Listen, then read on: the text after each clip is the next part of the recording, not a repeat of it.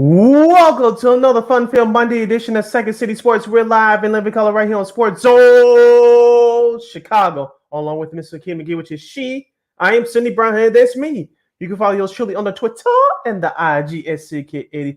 Once again, it's SidKid80. That's SIDKID80. That's SIDKID80. You can follow me at Keena McGee on the Twitter and at Keena McGee on the IG. Make sure you download that Sports Zone Chicago app wherever you get your apps. You want to know why? Because we said so, that's why. And also, so you can catch up on other live shows we have airing throughout the week, so you happen to miss them. You can go back and watch them and listen to them at your own leisure. Make sure you download that Sports Zone Chicago app today. Speaking of Sports Zone Chicago, please find us on all social media platforms on Facebook, Twitter, Instagram, and YouTube. Once again, please find and follow Sports Zone Chicago on all social media platforms. That's Facebook, Twitter, Instagram, and YouTube. And also, too, while you're at it, please subscribe to our podcast. We're available at War Media Podcast. That's WARR Media, PODCASTS Podcast. We're available on all podcast platforms, including the iHeartRadio app. And while you're at it, please give War Media a follow on Facebook, Twitter, Instagram, and YouTube. Once again, at WARR Media on Facebook, Twitter, Instagram, and YouTube. And thank you very much in advance for your support. Like, share, subscribe, and tell your friends. We are unapologetically fun, and we have very definite opinions. If you have any definite opinions during our 2-hour extravaganza we call a Sports Talk Radio Show, you can always hit us up in the comment section at Sports Zone Chicago's Facebook page or at Sports Zone Chicago on YouTube. Type in questions or comments in the comments section. Lakeena will get them up on the screen for you. But decide to troll and or do something stupid or act like the Phoenix Suns owner last night, I've given Lakeena full power to give you fools the beer land beer boot. Bye-bye. I know when she says that. But before we begin, we must remind you that you also catch Sports Zone Chicago now available on Roku TV. That's right. So celebrate with the squad and get with the program. Sports Zone Chicago is now on Roku TV. If you already have a Roku television, just tap on that sports folder and download Sports Zone Chicago's app through that avenue.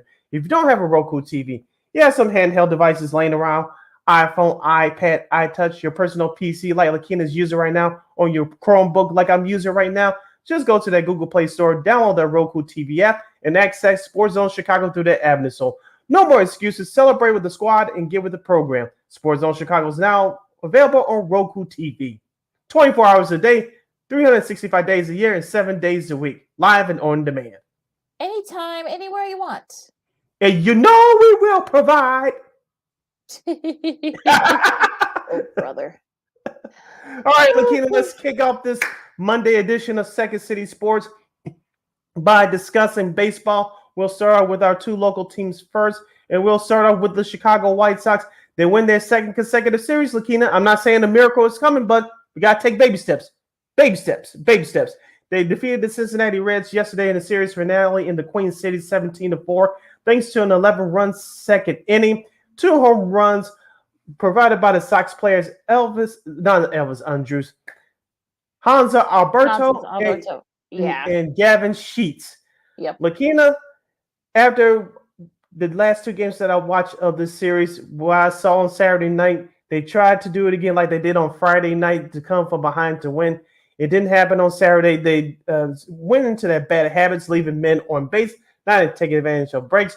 But yesterday, we saw the old Southside Hitmen do what they did 2 years ago when they won the AL Central. And as get runners on, hit home runs, and get men across home plate, it was a beautiful sight to see. Even though Michael Kopech decided not to show up in the next couple of innings, giving those solo home runs, it was sort of nice. It was great to see that White Sox offense finally busted out. Hopefully they can continue this this week as they go to Kansas City to play the Royals before.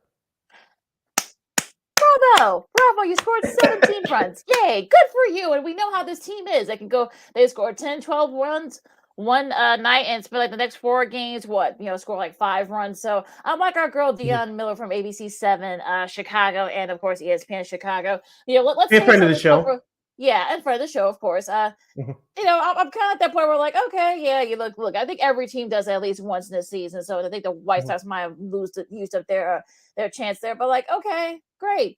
Okay, that's nice. I mean, look, you're a little bit better than Cincinnati. Whoop-de-doo. I mean, look, I'm not that there yet. I mean, look, I know that look, they looked good, on Sunday, but they didn't look great on Saturday. And look, I'm kind of at that point, but wake me when they win 10 in a row. Wake me when they actually get back on track. They're still 7 games back in the AL Central. That's probably there's only gonna be one team coming out of there. So whatever it is, they better get into it because yeah, you won two series in a row. Okay, yeah, good for you. But let's see if they uh, can keep back into that. Now, look, Kopech, it wasn't his best outing, but look, luckily for him, the offense, that was always a problem with them. You know, we have a good showing, and then the offense wouldn't show up. So in this case, the offense kind of were ahead of it, and that's fine. But look, I mean, okay, Alberto had 4 hits, a career high 4 RBIs. Okay, yeah, you scored 11 in the second inning. Okay, that's nice. I just need more consistency from them, and that's been the problem with this White Sox squad. I mean, I just like I said, I'm not there yet. I'm not a believer yet. So I would say, look, wait me when they win 10 in a row, and then I'll probably get excited. I'm cautiously optimistic. Like you said, Lakeena, let's see if they can continue this against a lesser opponent in Kansas City. In recent history, even during the division winning year 2 years ago, the White Sox always struggle in Kansas City. I know Dylan Cease will be on the bump tonight. Let's see if we can get some run support for him finally.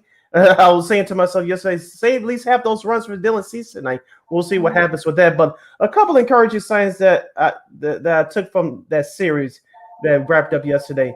Andrew Vaughn is finally back on track. I know he's been struggling over the last week and a half. He had a couple big hits yesterday. Eloy Jimenez was starting to hit, but of course now he's injured. He had a surgery on his adaptomy. He's going to be out 4 to 6 weeks.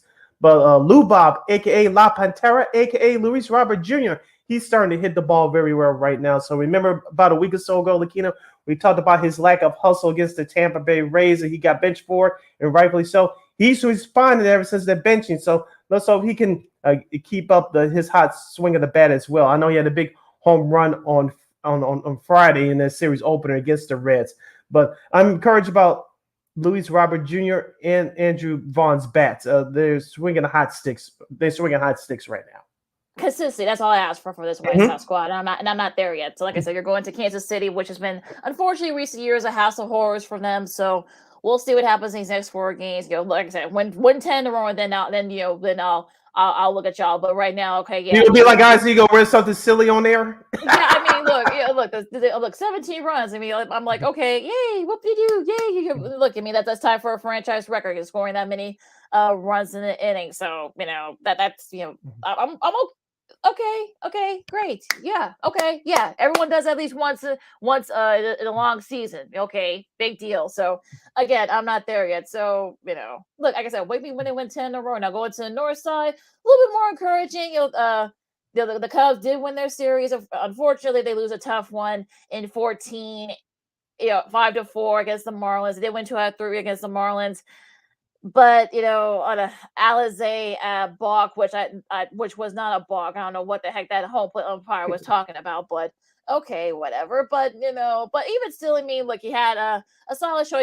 Nick Mandrigal had a 2-run single in that Saturday game to help win Saturday night's game, and then you had a couple of great pitching performances. So look, they the Cubs had a chance to sweep the series, but look, I guess you could say baby steps here as well. They're back to they're right back at 500 again. But look, if you're the Cubs, you gotta be feeling pretty good right now. It looks like Kyle Hendricks is sort of like in that on that his way to coming back. He might be back in a few weeks. I know he has a rehab start. He had a good rehab start over the weekend. So I'm kind of encouraged here that they play the Cardinals, who are suddenly terrible. So we'll get to them in a second. They haven't been playing very well. They haven't had a good start to the season. But look, I think if you're a Cubs fan, you gotta be feeling pretty good where you're at right now. What about hashtag Mash Mervis, aka rookie Matt Mervis? He had a couple of RBI in his first hit on Friday. He had an RBI, which helped the Cubs win the first game of this series. I know he had another big RBI over the weekend. He's making a difference so far in that lineup. I'm not saying he's going to win Rookie of the Year. I'm not saying he's going to go for NL MVP. It's way too soon for that. So I'm be reasonable here. He's made a difference in that lineup right now. I know this it says a couple of things about that move, Lakeena. We didn't get into it on Friday. I'll mention this now. One, it says Nick Madrigal, who was not sent down. You notice he stepped up his game these last couple of days, especially at the plate. Number 2, Eric Hosmer. You're a nice guy and all, but this says bye-bye to you, which we knew that this was coming whenever Matt Murray was going to get called up. So those are 2 things I took out of that Matt Murray's being called up the other day. Now, back on the field, Steve Wisniewski, he pitched a great game yesterday, and including his start yesterday. He's pitched his last 3 starts with 5+ innings, giving up one earned run in each of his last 3 starts. And Lakeena, we talked about this throughout this young season. This Cubs team goes the way that starting pitching goes, and then get some timely hits. And we saw that in this series against the Miami Marlins. Now, could they have won yesterday's game? They should have, especially with the Wisniewski's outing. But the Marlins took advantage of some bad Cubs breaks, and sometimes that happens. But this Cubs team, they can just keep winning series. They will be there. And don't forget about Marcus Stroman, too. I know he's not a strikeout pitcher, but he's aggressive around the plate. He gets a lot of ground ball outs, and he puts his pitches in places that hitters can't hit around the strike zone. And like you mentioned, Cal Hendricks is starting to come back. And don't forget Justice Steele, Lakeena. We talked about him during spring training. He had a great outing on Friday. Their starting left-hander. He's really proven to be one of the best young pitchers in baseball right now. He's 5-0. He has the best starter ERA in the National League. This Cubs team is trying to make some moves, and if you're a Cubs fan, despite what happened yesterday, you got to be encouraged, obviously. Yeah, they're right at 500, and they're right there in division. Well, we'll get to the rest of their division. Their division in a second, because they're right there. So yeah, I mean, look, Wisniewski. I mean, that was probably one of his best performances of the season.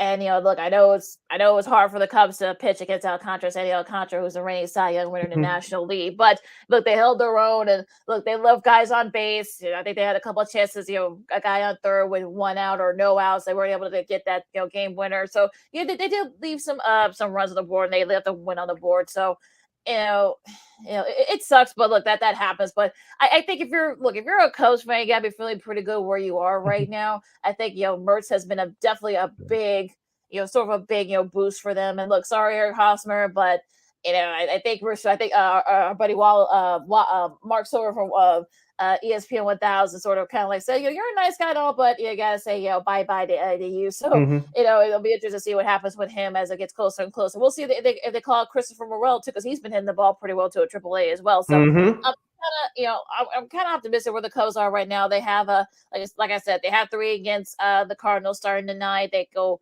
after that, weekend they play Minnesota, so that should help them a little bit. Gets a little bit tougher after that. So again, try to get these wins as much as you can and try to stack up these wins, because it does get tougher as we get close, get it further and further into the month. So we'll see what happens. But yeah, I think you gotta be feeling pretty encouraged if you're a Cubs fan right now. Yeah, so the only other thing that would be concerning if I was a Cubs fan is their bullpen. We know that Michael Fulmer is not their closer. Is Boxberger their closer for right now until assuming that they're in contention there, that GM Carter Hawkins and Jed Hoyer, they make a move around the trade deadline to get a closer, get a solid bullpen arm in there, because that's the only thing that's really holding this team back right now is a solid bullpen arm. I know I'm not going to say they're doing it in a mash unit, but they're trying out some guys to see who can stick right now. They've done a decent job overall, but they really got to get that closer role down solid and do it ASAP. Yeah, hopefully Jed Hoyer and Connor Hawkins can kind of be find somebody maybe in the trade deadline, get that middle reliever, get that proven closer to sort of like. And that's really, if you can say that's the one thing the Cubs have had problems with, is because of that middle relief. So we'll see what happens, but I guess look, if you gotta be feeling pretty good if you're the Cubs right now. So we'll see what happens with that. So we're gonna take a really quick break. We're gonna talk about the rest of the MLB. Some interesting things happened over the weekend in the loss of one of the all-time greats. And if we got time, we'll talk some NBA playoffs, as some really interesting things happened over the weekend.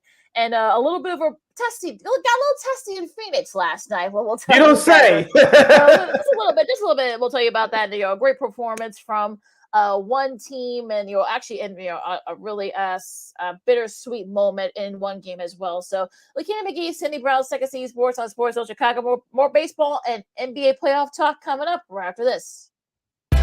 This year, my mom got me the perfect bag for back to school. These colorful binders help me stay organized. These headphones are just what I need for studying. These new sneakers are just what I need for the new year. This jacket is a real must-have. My parents got me the skateboard I wanted. It's pretty cool. These scissors really come in handy in art class. These colored pencils, too.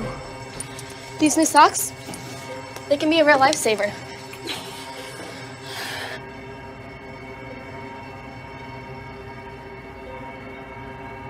And I finally got my own phone to stay in touch with my mom.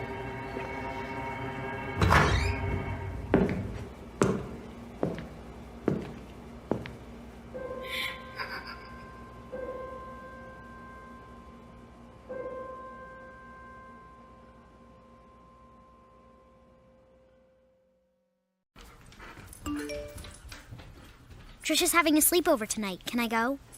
I wonder about Lucy's friends. What should I say? I know you're only 10, but one of these days a friend will offer you a drink. And alcohol at your age can lead to so many things. None of them good. So can I go to the sleepover? Lucy, I want you to promise me I something. finished my homework. Bigger promise. If there's any drinking, I want you to say, "No thanks, not my thing." Mom. I promise you, your real friends won't care. Deal? Sure. Really? I promise, Mom. They really do hear you. Did you pack your toothbrush? For tips on how to start the talk, visit underagedrinking.samhsa.gov. A public service message from the Substance Abuse and Mental Health Services Administration.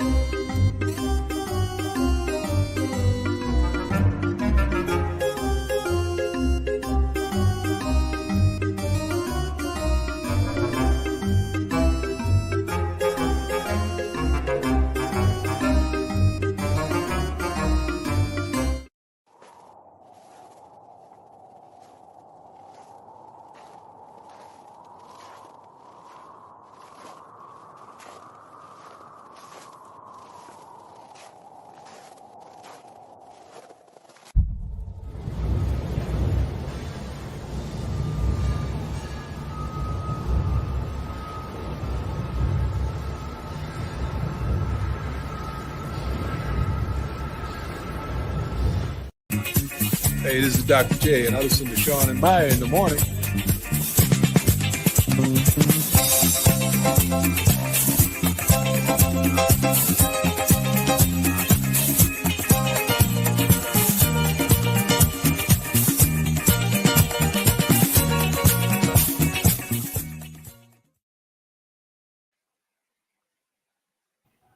Oh, sorry.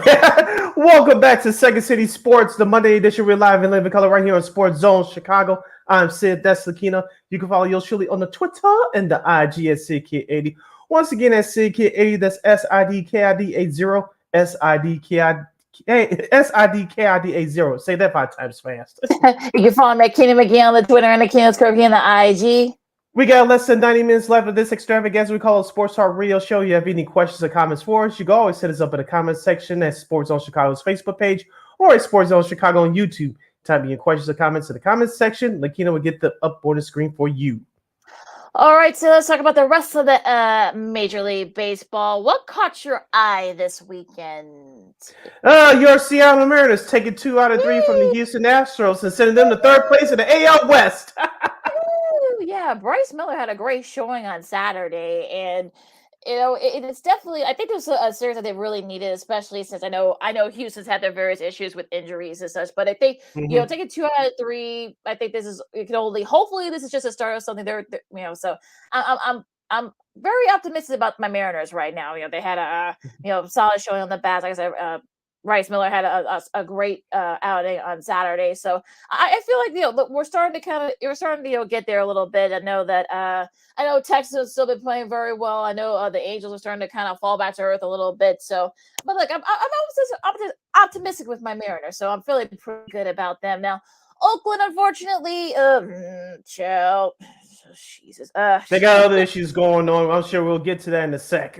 Well, yeah, we'll get to Oakland's issues in a second. But on a somewhat sad news, of course, Vida Blue, a 3-time World Series champion with the A's, won the Cy Young and MVP too during one of those spans. In that span, when Oakland won 3 in a row during the 70s, passed away early yesterday morning. I saw all the pictures. I know Dave Stewart was, Vida was one of his mentors growing up, of course, also to a great starting pitcher for the A's as well, among other teams. And just a really, one of the all-time best pitchers. And I'm glad he's finally getting his due, it feels like. So, I mean, I know that it's been a rough weekend for the Oakland organization for various reasons. We'll get to the other reason in a second, but but this is on a serious note. This is really sweet, and I'm sure once they get back to Oakland, they will honor him. I know his family will be there and such. So, but it's sort of a definitely a tough weekend for Oakland.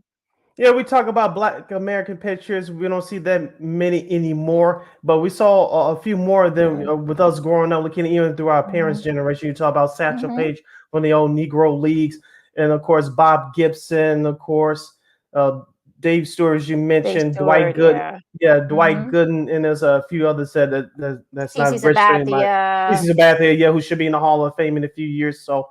You talk about countless others as well, but Vida Blue, like I said, really didn't get his due, and I don't know why. He was never known to be a bad guy, or anything of that stature. So, and like you say, I'm glad he's finally starting to get his due, but unfortunately, it had to take death for him to do that. Like I don't know if it was on MLB.TV or on YouTube, but I was watching a segment. You remember we honored this show a few months ago, This Week in Baseball. Yes. And after he retired, I don't know if you saw this, but if you haven't, people go look it up on YouTube. He got married because he played for both San Francisco and the Oakland A's, and he played for Kansas City as well. He got married at the old San Francisco Giants Stadium, Candlestick Park. If you're a Chicago fan, especially if you're a Bears fan, there's a House of Horrors outside of 1985.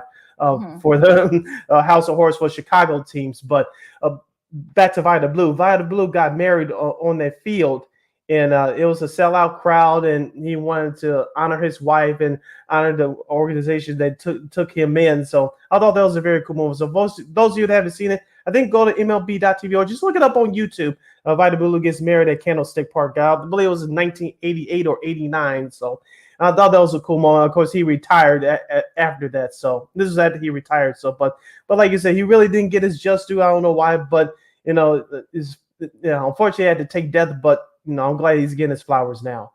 Yeah, I know he dealt with some demons. Of course, he was very honest with that. I know he dealt with cocaine and all of that. And I know he was suspended for the entire '84 season because of that. I know, but he was clean and sober for years. I know that he spent a lot of time with that organization still.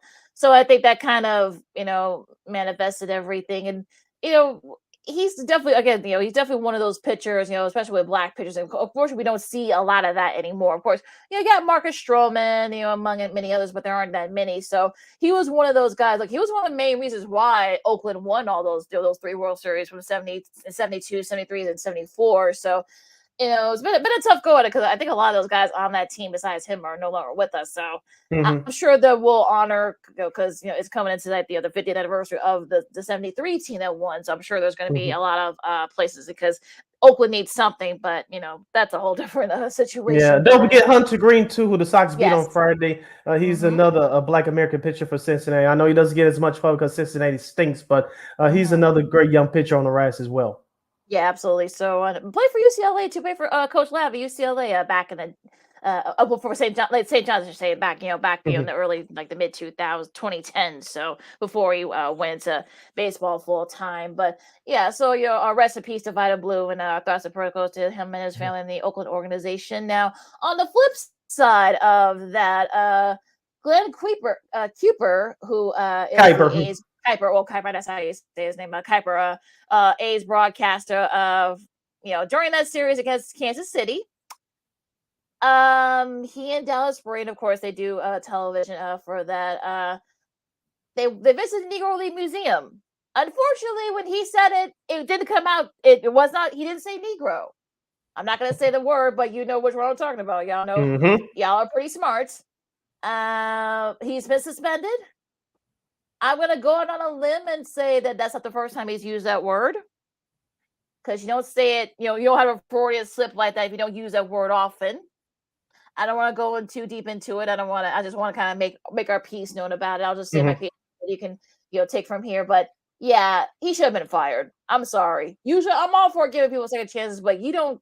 It's something about playing, in Kansas City where I guess, broadcasters go to, kill their careers. I guess we saw what happened with Tom Brenneman and that whole situation a couple of years ago. And then now this, with Glenn Kleiber, it's just terrible. And the fact that Dallas Braden, I know he kind of tried to sort of like kept it moving, but without knowing that it was going to go viral and such. But yeah, just awful. And we'll just, I know they won 2 out of 3, but against the Royals, but that was just terrible. Yeah, it's the power of social media, Lakeena. And even if it wasn't for social media, if this would happen like 10, 12 years ago, Glenn Kleiber still would have gotten into trouble. But the way the information moves quickly, Lakeena, and I know, and that's what happened with Tom Brenneman as well. As soon as people take clips of it and put it on social media, whether it's Facebook, Twitter, Instagram, YouTube, people run with it and the information gets out quicker. It's not like we found out 2 or 3 days later and organizations trying to cover their tracks. This came out immediately. And don't forget, folks, that especially with people who have subscriptions to watch other games outside of your market, they are watching those games. And even if they don't, they see somebody else tweeting up on social media, they retweet it and make comments on it. So the power of social media, I guess, was used for good in this case. So I know he's suspended. If he would have got fired, would I have cried a tear for him? No. And like you said, people do deserve second chances, but some mistakes you just do not come back from. It's not like he went back and said, "Oh, I'm sorry, I didn't say it." I get as broadcasters we're trained to keep it moving, but with something like that, you just can't act cavalier and act like you need to do something atrocious. That's just me. Yeah, he didn't apologize to those 6 innings, so you got to think that someone probably told him that. They did. Someone told him in his ear. Yeah. You may want to address this. So we'll see what happens. And I know he's suspended right now, but it is what. Oh, child. Okay, moving right along. Let's stuff. Toronto swept the Pirates, and I have to say they kind of dominated that whole series. I mean, they outscored Pittsburgh 22-3. So they've actually unfortunately for the Pirates, they now lost 7 in a row, kind of falling back to earth a little bit. Now the Blue Jays are starting to kind of find their groove. So you got to be feeling pretty good. I mean, their pitch has been really solid too.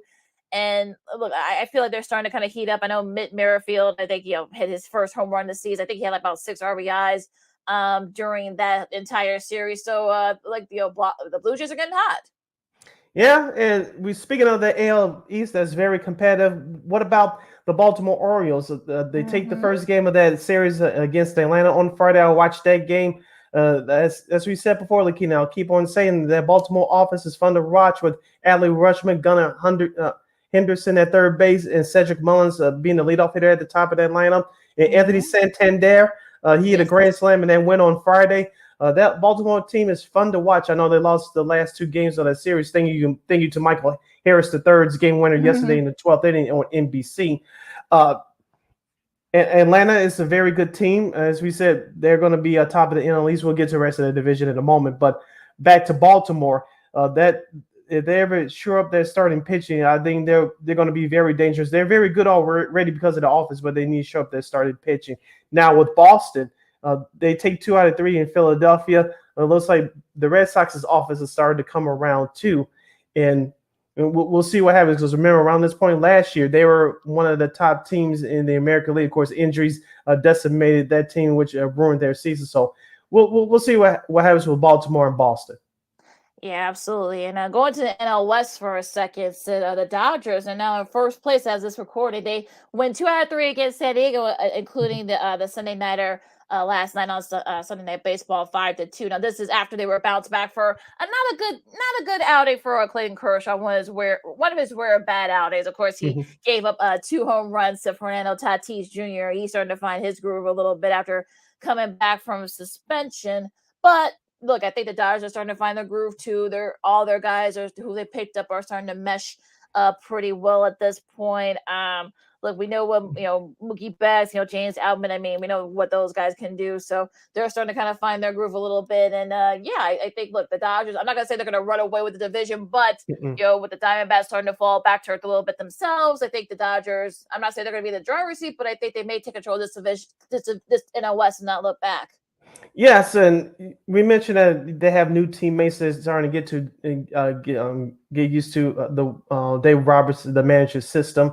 You still have veterans like Mookie Betts and Freddie Freeman to lead that group. And don't forget about Max Muncy as well. He's swinging a hot stick right now, one of the lead leaders in batting average in the National League. So I did watch the first couple of games of that series. Like you mentioned, Fernando Tatis was the difference on Friday, but the Dodgers still do the little things to win ball games. And until they start finding the groove again, which it looks like they're starting to do. San Diego is going to have to catch up in that department. I know people want to say that's a rivalry. It is because of what San Diego did last year, but they're going to have to slay the dragon again because, like you said, this Dodgers team, it may not be the 111-win team from a year ago, but they're still a ball club to be reckoned with. Absolutely. And like I said, going back to National League Central real quick before we do the scheduling, I know the Pirates have lost 7 in a row, like I mentioned, including being swept by the Blue Jays. The Brewers, they lose 2 out of 3 to the Giants. And look, we talked about the Cubs. I mean, like I said, they're still right there in the division. They're only 2.5 back of that NL Central. So it is there for them to take. So no one's going to run away with this division. So you got to be feeling a little bit more confident if you're the Cubs right now. So they're starting to, the Brewers, they've started, they're, just not, after losing 6 in a row, they did save themselves from getting swept by the Giants, and in their 6-game skid. But still, I mean, if you're the Cubs, you got to be feeling pretty good of where you're at right now in that Central Division. Yeah, we talked about Milwaukee. They usually have good starting pitching, and their defense is usually up to par, but their offense is a hit and miss. And you should mention it was hit and miss against the San Francisco Giants on the road this weekend. So as long as the Cubs continue to do their business, they'll be right there. Milwaukee, they're still a team to be reckoned with. I just can't figure out St. Louis, who the Cubs will face tonight.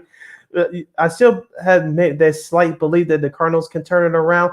Usually they're not this bad, especially to start off a season. But like you said, they're right there. No one's going to – we said this before the season, despite St. Louis' struggles, that no one was going to run away with this because there's not a dominant team in this division. But as I said before in our last segment, if the Cubs just continue to win series and play slightly above 500, they'll be in this thing.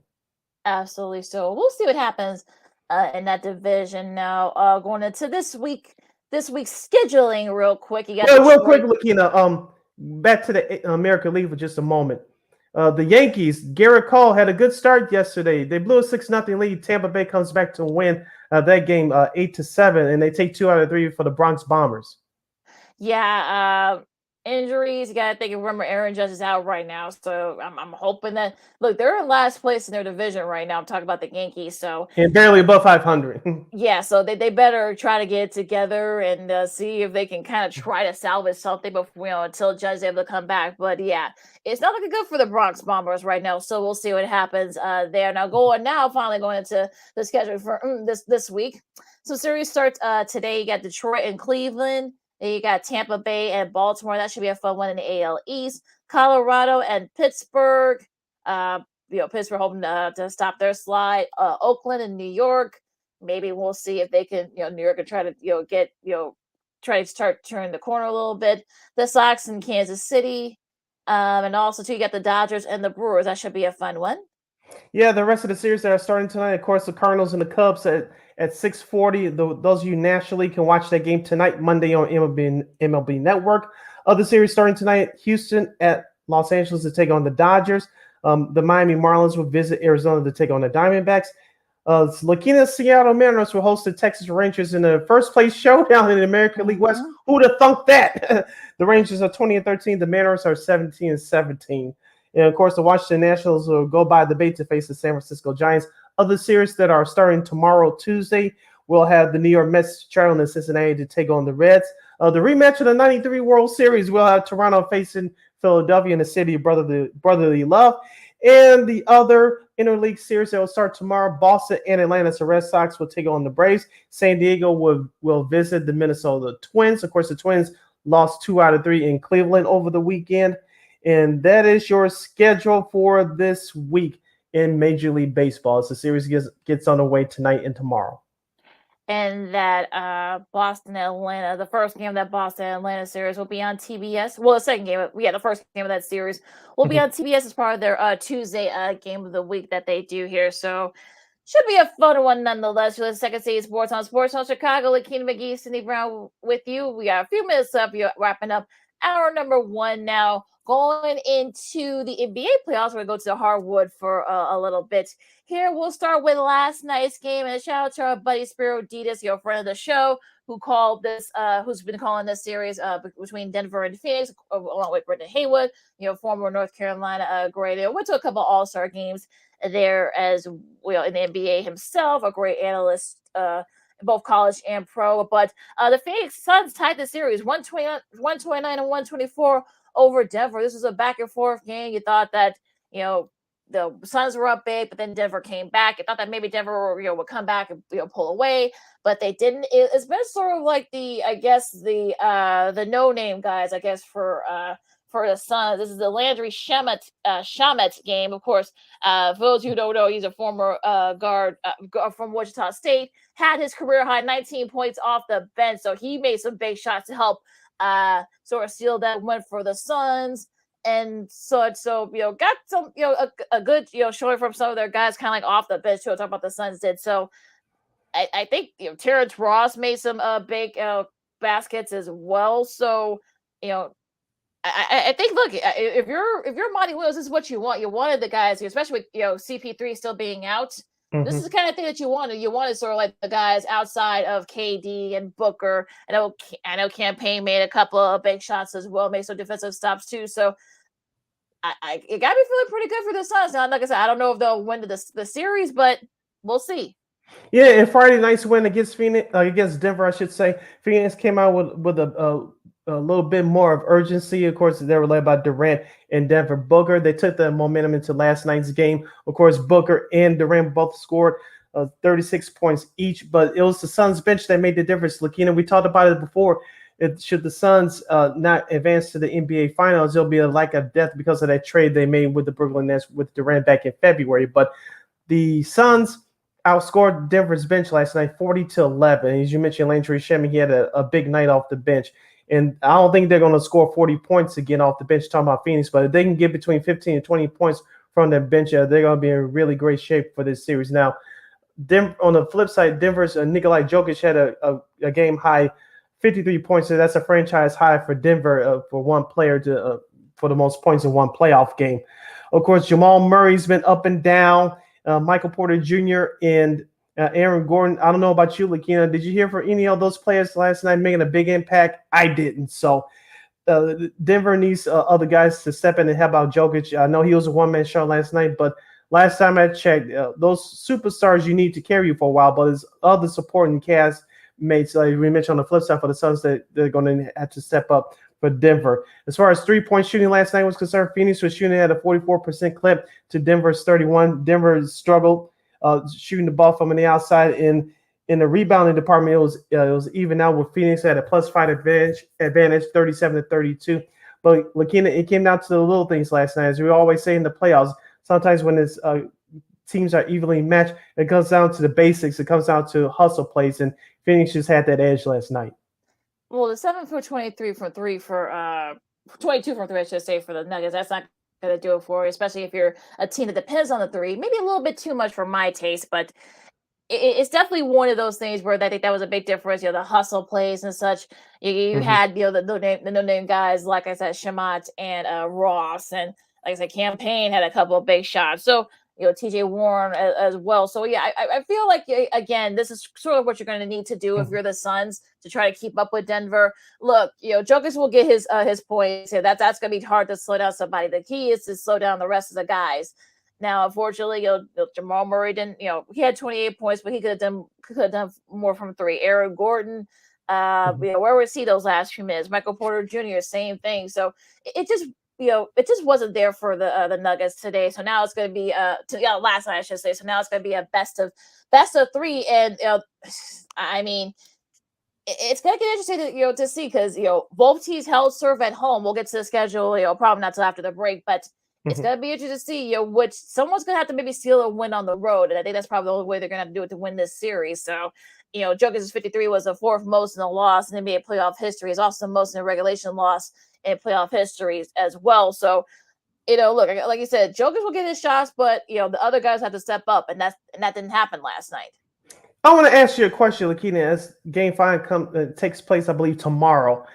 The way that Phoenix played in Game 2, what percentage of chance would you give them to steal a game in Denver? Because they came close in Game 2, but no cigar. What percentage would you give them to steal and win tomorrow night in Denver? I think they have like a 60. I give like a 50-50 chance because like we've been saying, I mean, in the playoffs, it's all things change. Narratives change very differently throughout. So like they were close in Game 2. I think they left that they could be up 3-1 right now if they didn't get cold late. So that's really going to be the key here. And I think, look, like I said, someone's going to have to steal a win on the road. So that's really going to be kind of like the thing here. And probably another thing, real quick before we move on to the Thrilling Suns Celtics game from yesterday. But apparently, Jokic got into it with the Suns owner, Matt Ishbia. I think that's how you say his name. I don't know how you say his last name, but Matt Ishbia.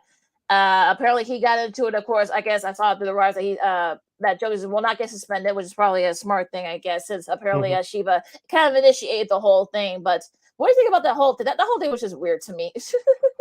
Yeah, I get it. You're a fan. You're trying to get into the game. You're cheering for your team. Jokic just asked for the ball. That's all that was. But as Charlemagne, the guy from the Breakfast Club radio morning show, the donkey of the day is not the Phoenix Suns owner. It was the fan that was standing behind him that shoved Jokic thinking he wasn't going to get caught. You were the donkey of the day, and he got ejected, and rightfully so. Yeah, so it really was. So I think it was kind of like So yeah, it was kind of like split. It didn't really get into it too much. So it is what it is with that. So I'm glad that Jokic is not going to get suspended because the whole thing was kind of silly. But it's just sort of like how weird all that works. But moving on, real quick before we go to break, we got one more game. This next game from yesterday. The Sixers edged out Boston 116-115 in overtime. A couple of big shots from James Harden. We'll get to the bigger picture on that in just a second, but he had 42 points, which is I think is a career playoff high for him, or it's up there. I don't know if that's a career high, but Embiid had 34 points, and also Marcus Smart hit the three, but he was about like maybe a tenth or maybe 2/10 a little bit late to shoot it off. I'm sure it would have counted had he had gotten that off maybe like a tenth a tenth or two or sooner. But now with that said, they're tied at 2, and the Sixers were up big. Unfortunately, the Celtics came rolling back.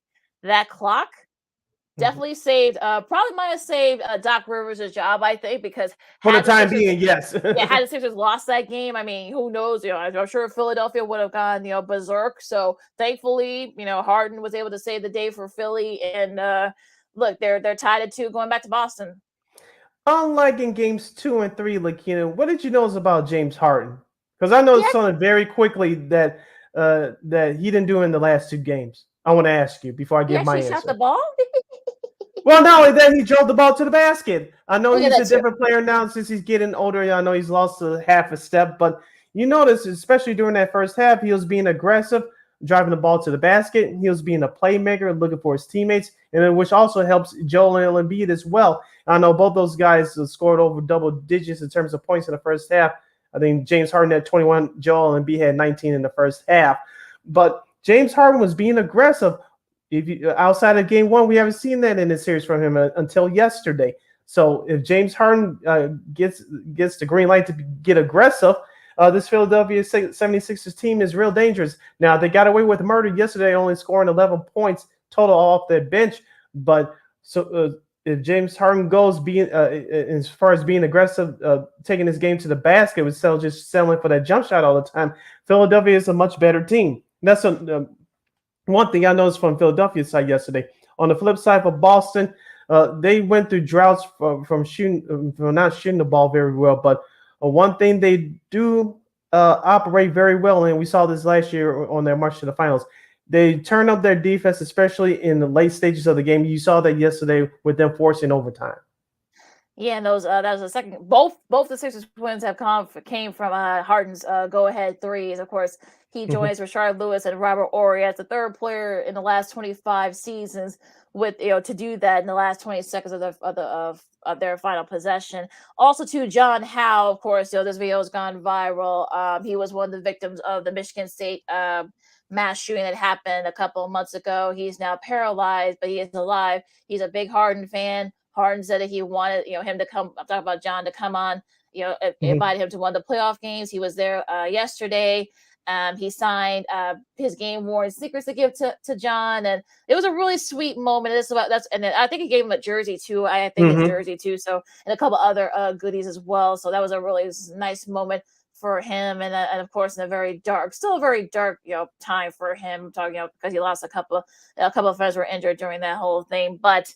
That was a sweet moment for John and for Harden to share. That was a really sweet moment. Now, as far as the game itself, I mean, look, the Sixers got away with that, only having 11 points scored off the bench, but they really need to get their bench guys. We'll get to that in a little bit after the break, but because we got to take a quick break, of course, we'll talk about the other two NBA playoff series going on right now. Of course, we'll talk some NHL playoffs as well. Might be seeing some upsets here. Ooh, we'll see. But a lot to do still coming up next.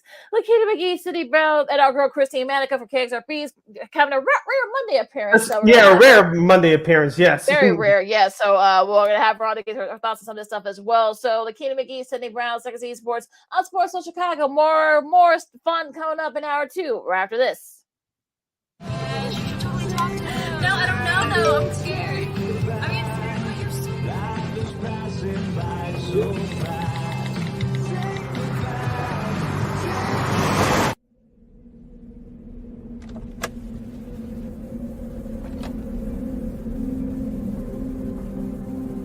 you know that you're in my lane? No, not at all. Are you not paying attention? Are you texting? I was just checking in with my mom. I was telling her that I thought we'd be home by 6. It's okay. There's enough time.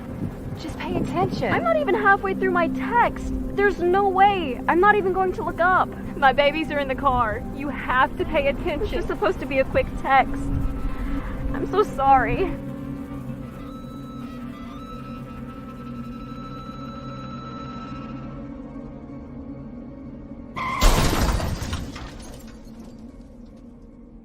Hi, I'm Tom Brady, the director of DODEA. September is National Suicide Prevention and Awareness Month. The simple act of reaching out and caring for those in our communities is something we all can do. Just being there for someone you care about can be a tremendous first step in getting them access to confidential resources and support that they need. It only takes one person and one small act and 1 minute to make a difference. Let's make a difference.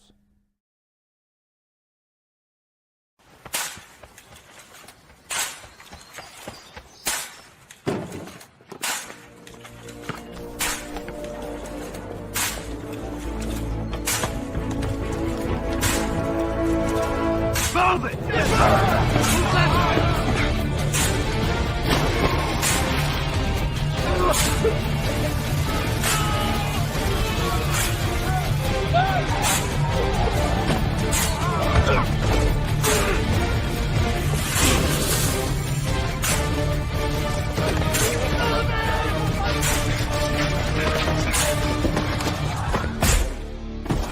Many will hear the calling.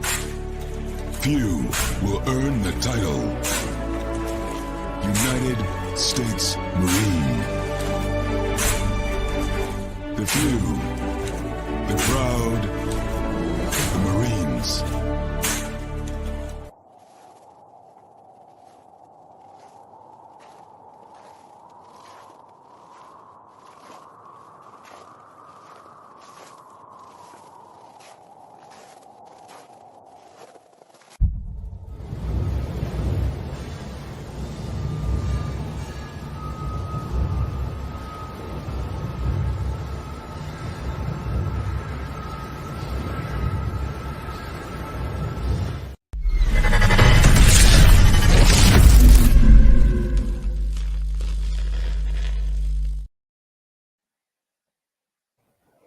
Welcome back to hour number 2 of Second City Sports, the Monday edition. We're live in living color right here on Sports Zone Chicago. I'm Sid, that's Lakeena. You can follow yours truly on the Twitter and the IG at SidKid80. Once again, that's SidKid80. That's SIDKID80. That's SIDKID80. You can follow me at Keena McGee on the Twitter and at Keena McGee on the IG.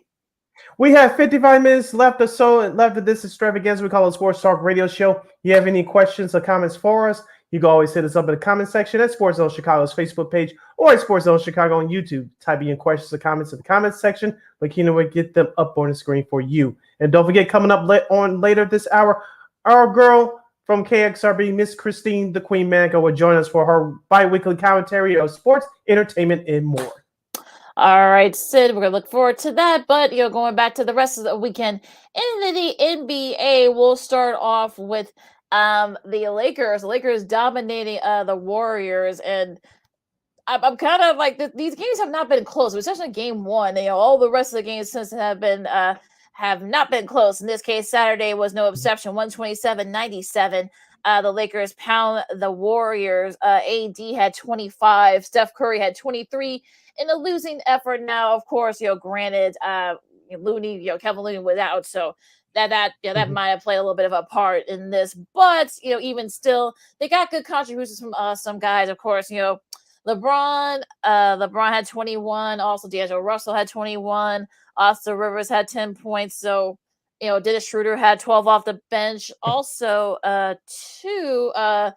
Lonnie Walker the fourth also had 12 off the bench, I should say. So a little bit contributions for everybody for the Lakers, and that's been one of the reasons why they were able to pull this out and pound the Warriors. Yeah, we said this on the last few shows, including our last show last Friday, Lakeena. So goes Anthony Davis, so goes the Lakers. You need LeBron to be that facilitator and help chip in scoring rise as your second or third leading scorer. If you expect LeBron James to put on a cape like he was in Cleveland the first time or even the second time, that's not going to happen because he's a much older player. Anthony Davis took advantage of Kevon Looney's absence. 25 points, you mentioned, 13 rebounds and 4 blocks. And ABC showed a reel of this during the broadcast. I don't know if you paid attention to it, but did you notice that Anthony Davis played very well on the pick and roll, was something he's been struggling with throughout these playoffs? These playoffs, he played very well in the pick and roll. Had a couple of steals, which led to some fast break points for the Los Angeles Lakers. And he's really stepping up defensively, not just in the paint, but defending the pick and roll. Also, to D'Angelo Russell, he came out hot. I believe he hit his first 3 or 4 3-point shots, and which that helped the Lakers get out to a fast start. But he mentioned the contributions of the other guys, Austin Reeves and Dennis Schroeder. We've been begging for them to do that, and they did that on Saturday night. Yeah, I know LeBron. People made a big deal about LeBron not taking any field goal attempts during the first half, which is first quarter. I should say was the first in his career. I think he might have had some other things going on. We'll get to that later on with Christine. But look, I think this is what you want. He finished up with 21 points, 2 for 4 from 3. And look, I think the 3-point shooting was really the story. I mean, the Lakers shot 48.4% from 3, while the Warriors only shot about 30%. That's not going to do it for you, especially if you're a team like the Warriors that depend on the 3 a lot. So for me, I think that's going to be the real thing here and the real test. We'll see if Looney will be able to come back tonight. I'm kind of at that point where someone's got to look. Both teams have kind of held serve. So the Lakers are up 2-1 right now, and we'll see. I mean, tonight's game is pivotal for the Warriors for multiple reasons. But like I said, we'll get to that in a second. But the contributions from both from the supporting folks from the Lakers. So I think that's really going to be the key. Now going back into that, the other game from Saturday, the Heat take a 2-1 lead over the Knicks in a very interesting game. 105-80. Interesting to say the least. Well, that was kind of like the whole thing here. 19 points. The Heat beat the Knicks by 105-86. You saw a little bit of what the old Knicks Heat playoff series from back in the day. Of course, all that was missing was Tibbs grabbing Bam's leg. That would have been hilarious, but it is what it is with that. Jesus. Jimmy Butler had another 28 points, still doing it with despite a bad ankle. Max Strus had 19 points in relief for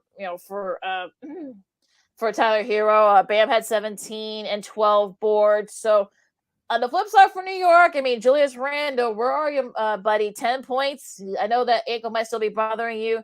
Now, Jalen Brunson, to his credit, with a bum ankle, 20 points, but was also 0 for 5 from 3. So you got to think that played a part in it as well. So look, this series could still go either way, but I think for people who thought that maybe they were gonna, that they were, gonna that this was the Knicks gonna be an easy series for the Knicks, the Heat are saying not so fast. Yeah, as you mentioned, Lakeena, Miami came out on fire. They shot the ball well in that first half, especially from the outside where the Knicks went cold. The only person that was doing anything, like you said, was Jalen Brunson. But the Knicks are going to make some adjustments, especially defensively. We know what Jimmy Butler can do for the Miami Heat. Of course, his return made a huge difference, which we all thought it would, with Butler scoring 28 points. Do you double team Butler? What do you do staying home with those other shooters with Matt Struss, Caleb Martin, and Duncan Robinson? The coach tips for the Knicks going to have to figure out something defensively. How are you going to defend Jimmy Butler? Will you constantly double team him as soon as he gets the ball, or what? They got to figure out something, because we all know in the playoffs it's not about exotic schemes or anything like that. It's all about matchups and adjustments. So I get Josh Hart is your primary defender on Jimmy Butler when he guards him, but something's going to change the way they defend Jimmy Butler. What is that? I don't know. Yeah, it's going to be really going to be. And look, that's something they're going to have to figure out. I'm talking about the Knicks, because if look, the Heat somehow win tonight and they go up 3-1, that's going to be a big hole for the Knicks to climb out of, especially when you got Brunson that ankle still bother him. You got Randall struggling, so I don't know. I mean, again, we'll see what happens. But I know quickly. I think he's been having trouble with his ankles as well. So where have I seen this movie before, folks? With Coach Tibbs, that's a whole nother show in itself. That's a whole different episode. Whole episode right there. But yeah, I mean, look, I said, we'll see what happens. Like I said, some big, pivotal game tonight as well for the Knicks. So this is definitely a must-win for them. No doubt about it. Now going into this weekend in the NBA playoffs, of course, tonight, as I mentioned, of course, you got game 4s of both the Knicks and the Heat, as well as the Warriors and the Lakers. Do you see anybody tying their series tonight? If I would give a percentage of a chance for some team to tie a series, that's the Golden State Warriors. They've been through this situation before. You're staring down potential 3-1 hole. Yes, the Lakers outplayed you in their 2 wins, but you're still the Golden State Warriors. If Kevon Looney somehow finds some miracle to play tonight, that gives you a better chance of winning the ball game. But Draymond Green, outside of game 2, has made no impact in this series so far defensively. So I'm looking for him to step up tonight, especially against guarding Anthony Davis, because my opinion is this: should the Lakers win tonight, I think this series is over, whether the Lakers win game 5 or not on Wednesday. But the Lakers win tonight, I think this series is over. We'll see. I mean, we'll see if Looney has been any updates on him. So we'll see. But like I said, Draymond does he a step up. I think his son will probably say the same thing, because if he saw that presser from after. I just want a close game. I mean, that game was not. The last 2 have not been close. I mean, the first game was actually pretty close, but the last 2 have been just awful on either side. So just want a close game tonight. Same thing with Miami. I mean, we'll hope that Jimmy Butler, you can tell that ankle still bothering me. We'll be interested to see how he can keep up with that sore ankle. We'll see if guys look. Julius Randle needs to step up. It's that simple. So if I would say the Knicks have a shot to even the series, but if Miami, if they can, get guys like Struss and Bam, and maybe Kyle Lowry finds a fountain of youth, Gabe Vincent. I mean, look, there are a lot of guys out there that can kind of have big nights for the Heat. So if you're the Heat, you want to try to get 3-1. That way you can go to MSG and try to clinch it. So we'll see what happens there. Now, tomorrow's matchups, these are all these games are on TNT, by the way. Both tonight's games are on TNT, and tomorrow night's games are on TNT. The Sixers in Detroit in both pivotal game 5s. That's Celtics. The Knicks. Well, the Knicks and the Knicks and the Heat are the first game, in that Monday, and of course, the Warriors and the Lakers. Now, the Celtics and the host and the Sixers, a pivotal game 5. That's at 6:30 on TNT, and also the Suns and Denver, another pivotal game 5 on TNT at 9:00. Of course, our buddy Spirit D's will have the call on that one. So, who will win these pivotal game 5s? I think the Celtics will win Game 5 because they had a chance to steal one yesterday, and like you said, they just ran out of time. They did everything right. It's just they ran out of time. So I expect the Celtics to win tomorrow night, and I expect the Denver Nuggets to win on home court tomorrow night as well. Jokic, as we mentioned, he scored 53 points last night, but he didn't get much help. And plus, Denver, they play much better on their home court anyway. So as we mentioned, Phoenix, do they have a shot to steal Game 5 tomorrow night? Yes, they do, especially what they did in Game 2. I know they won the last two games to tie the series, but Denver is the better team, especially at home. So I expect another close game. I think Denver's going to pull this one out. Just like I said, it'll be interesting to see. But like I think the Suns will win Game 5. I don't know why, because they were so close in Game 2. So I think there might be a chance there. But again, I think both these games are going to be close. It's really going to be to see who makes those big shots late. So we'll see what happens there. Now again, TNT will have it again on Wednesday. Of course, a doubleheader. You got the Heat and the Knicks and the Lakers and the Warriors. Well, we won't know who will be having the leads by then. By the time because we're recording this, so. We'll see. And of course, on Thursday, you got Boston and Philly, and Denver and Phoenix. We'll see what those two teams are. Game 6 for both those series. Yeah, we'll see where both these teams will be by then. So, but these games are going to be on ESPN on Thursday. So, Celtics, Sixers at 6:30, and Nuggets and Suns at 9. So, yeah. So that's your schedule for this week in the NBA playoffs. All right, you're listening to Second City Sports on Sports Zone Chicago, the Monday edition. We're live in living color. I'm Sid, that's Lakeena. Before we get to our girl, Miss Christine, the Queen, Manika at the bottom of the hour, Lakeena, let's get into some Stanley Cup playoffs in the NHL. Let's do that hockey, and we'll start backwards as we usually do. In the Western Conference second round playoff matchup, the Seattle Kraken take a 2-1 series lead over the Dallas Stars. Seattle hosted their first ever not their first ever, but their first playoff game in the second round. They destroyed the Dallas Stars 7-2. They scored 3 goals in the beginning of that second period. Lakeena, as we talked about before we went on air today, we all know that Seattle's not a high-scoring team, but they took advantage of Dallas's mistakes last night. I guess if Dallas was just fatigued, I don't know, but Seattle took advantage of it. That second period, the way the Kraken started off, it was very hot. They used it to their advantage on cruising to a 5-goal win. Yeah, so I was going back and forth from this game because this game was on TBS, and Mm-hmm. I mean, it was kind of like a bore during the first period, but the Kraken scored 5 goals, in that second period to kind of put the game, put the match away there, I should say, and they got some. Look, they had different guys contribute and scoring goals. They had 7 different goal scorers, so.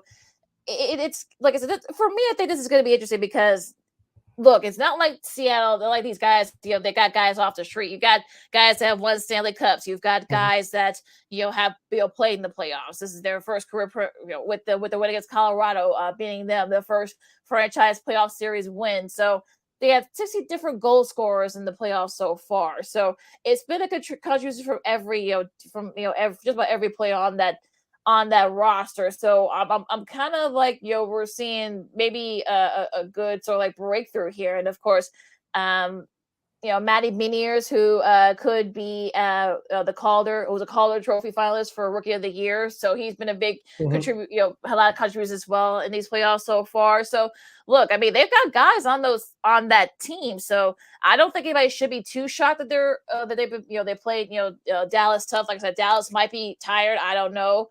But I don't know. Like I said, I don't want to quote Rick Tocchet, who of course is back doing studio stuff for Turner, at least for the rest of the playoffs. He said the best. Games change in every series. Games change each time. So if Dallas comes back tomorrow and they can kind of dominate and even the series, we'll see. But yeah, I mean it's definitely like I think we got to take the Kraken pretty lightly. Yeah, and they're taking the Seattle very lightly. They just got that wake-up call. Let's give Philip Gruber, the starting goalie for the Kraken, his props. He showed up, especially the last couple of games of that series against Colorado in the first round, to pull off that upset. He's been very good so far in this round against the Dallas Stars. Oh, absolutely. He's been standing on his head too. It was a big look. He was one of the big reasons why they upset the Avalanche. So we definitely got to give him his props. So we'll see what happens in that series. We'll get to the rest of the series in a second. Now, Probably one of the biggest surprise going to the Eastern Conference semifinals. You got the Panthers now up 3-0 on the Maple Leafs. And look, we saw Toronto. They wanted Florida. Well, look, as they all saying, be careful what you wish for. And so Sam Reinhart's game winner in overtime propelled the Panthers to take that 3-0 lead against the Maple Leafs. Mm-hmm. And look, I don't know. I mean, look, they've got contributions from all sides of their guys. Of course, Reinhart, got Anthony Duclair. Shout out to the brother Anthony Duclair. Yeah, I know, right? He was here for a short time. Yeah, he did play for the Hawks for a little bit, for like maybe like a couple of quarters. So he didn't stay that long, unfortunately. But he's making big contributions for the Panthers. And of course, Sergei Bobrovsky has been really solid too. Sergei Bobrovsky, yep. Mm-hmm. Yep. 22 saves for him, and look, I think the Panthers might have a shot to win the cup. I don't think you could have said that. Look, they were one of the last teams to get into the playoffs, so they're saying that, hey, you know what? Look, we're here, and look, don't get it twisted, folks. Yeah, call me crazy, Lakeena, but usually in all sports, you want to play your best. Play your best, carrying momentum going into the playoffs, and as you mentioned, that's what the Florida Panthers are doing. Call me crazy, but doesn't this remind you to a lesser extent the 2012 Stanley Cup champion Los Angeles Kings, when Jonathan Quick was healthy in his prime? The Kings, I think they were the AC, and they ran. They almost swept every series except for the Stanley Cup final. And they beat the New Jersey Devils in 6. But I kind of get that feel from the Florida Panthers a little bit. I know they beat Boston in 7. Right now, they up 3-0 against Toronto. But for Toronto, Austin Matthews, Jonathan Ferris, where are you? Yeah. Maybe I'm missing something. I don't know. But look, I mean, like I said, I think some of the guys from Toronto are going to have to contribute. I mean, look, Sam Lafferty can't do it by himself. So if you're Toronto, I think you got to be, I don't know. I mean, look, Eric Gustafsson, I think he could do a little bit more. He did have a goal last night, but I think he could do a little bit more too. So Toronto, I don't know what to say. I memean, if you're Toronto, you just you got to take it game by game and step by step. Just try to win tomorrow, and see if you can kind of at least cut that lead to 3-1 and see, and just go from there. That's really the only thing you can do at this point. So we'll see if the Maple Leafs can do that. Now going into my Carolina Hurricanes loses to the Devils 8-4. They had 7 different goal scorers. The Devils did as well. Look, they played like a team that was, had their backs against the wall. We saw them doing it against the Rangers. Rob Brittamore was not very happy. I saw his face.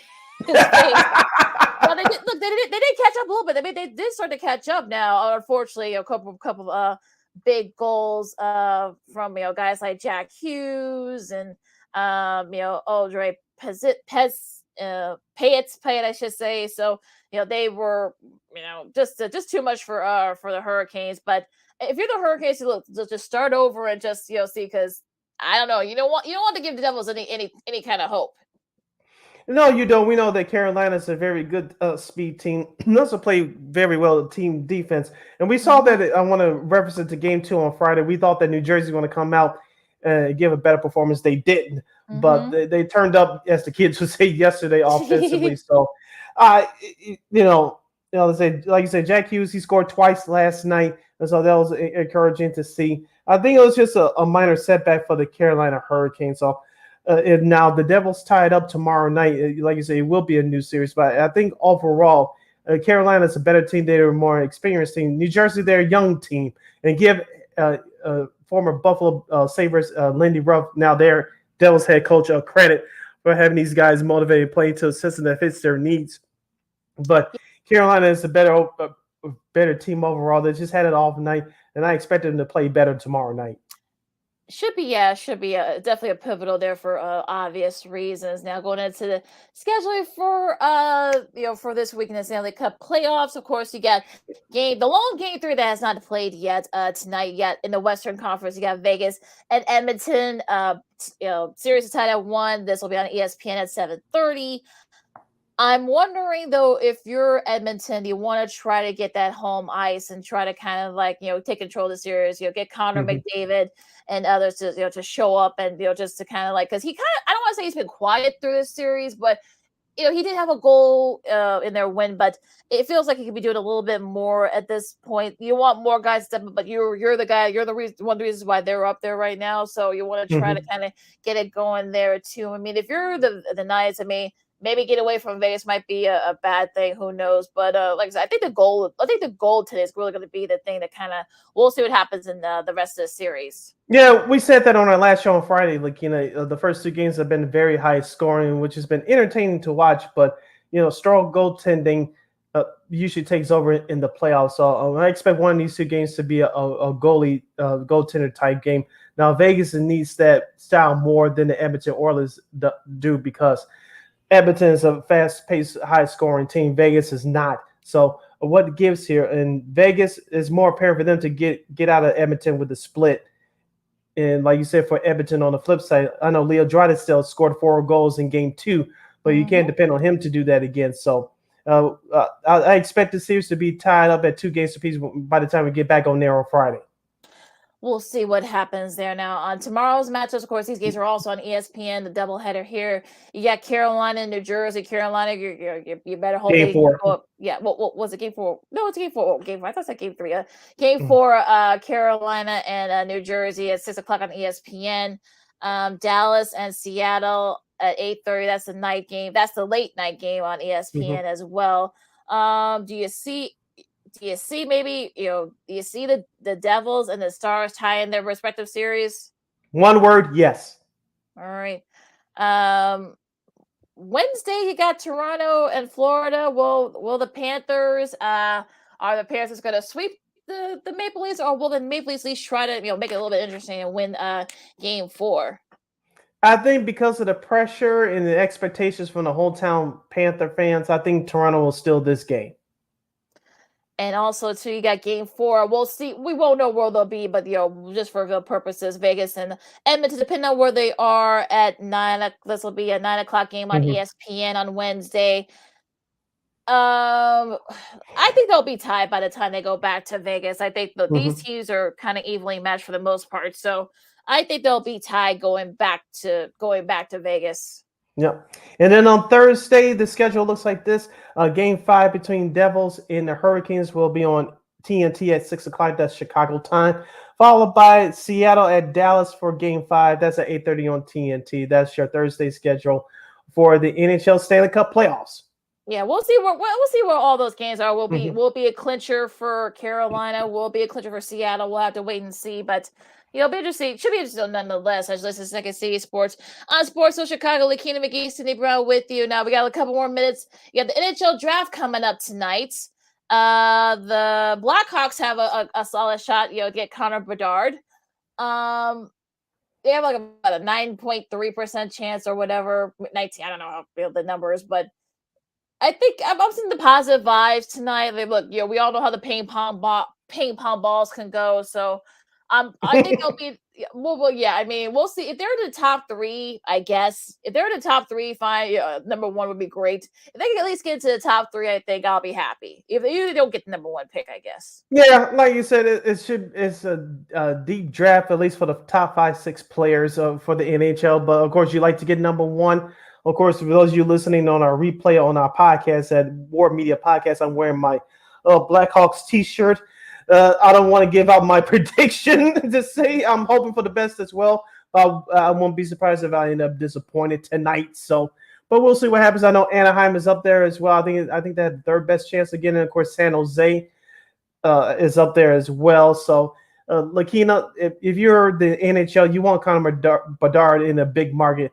Well, if he goes to Anaheim, that's the LA market, but the Anaheim Ducks are like the White Sox. They get treated like a second-class citizen team. Plus, they're in Orange County outside Los Angeles, so they will not do any justice for the NHL. You want Connor Bedard in a big market, and Chicago has the best chance. Yeah, absolutely. So I know Tom Fortelli, who does a great job, a columnist for CBSSports.com. I think he said it best. I think maybe they should try to rig the lottery to get to the Chicago, especially. So we'll see what happens. Like that'll be before that Vegas Edmonton game. I think so. Right. Yes, before tonight that. at 7 o'clock on ESPN and ESPN Plus. Yeah, it'll be right before that Vegas Edmonton game 3. So we'll see what happens with that. Now, TBS is in a pretty tough spot. Well, Turner is, I should say. It's gonna be on TNT. There's Stanley Cup final. We talked about right before we came on, said that Jeff Akers, who does a great job with entertainment, does the sports media, kind of like the Robert Feeder, I guess. He's kind of taking over that. But for the Chicago Sun-Times. The Sun-Times, we have a tribute, the Sun-Times, and he's kind of taken over Feeders, like Robert Feeder, who's done it for many years. He's kind of taken over that, but he basically said that TNT, they're in a tough spot because they're not going to have any big market. Well, unless Toronto somehow comes back, to win their series against the Panthers, it's going to be a pretty tough matchup, a Stanley Cup matchup to try to sell. So I don't know. I mean, like I said, before we started recording, I guess unless they get Biz and Talk in the steam room together, that might be the only way they'll get people to stay interested. But I don't know. We'll see. But I'm kind of if you're the NHL, you want Edmonton in there because it represents a Canadian team. Of course, Connor McDavid is your MVP this year, one of the top 3 players in the league. On the Eastern side, can you really sell Florida? I know they haven't been in the Stanley Cup Finals since '96 with those Rats, and they lost to the Colorado Avalanche.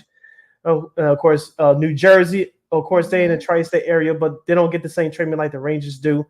And of course, Carolina, I know your Hurricanes, Lakeena, but can you really sell that to a casual audience in America? I'm sorry, you can't. Yeah. So I know I'm not saying anything new, but I know some diehard hockey fans don't want to hear it.